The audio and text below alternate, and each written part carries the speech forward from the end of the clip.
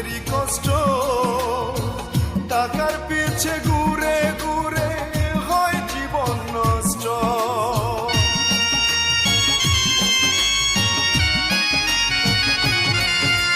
কেউ বুঝে না এই প্রবাসীর মনেরই কষ্ট, টাকার পিছে ঘুরে ঘুরে হয় জীবন নষ্ট।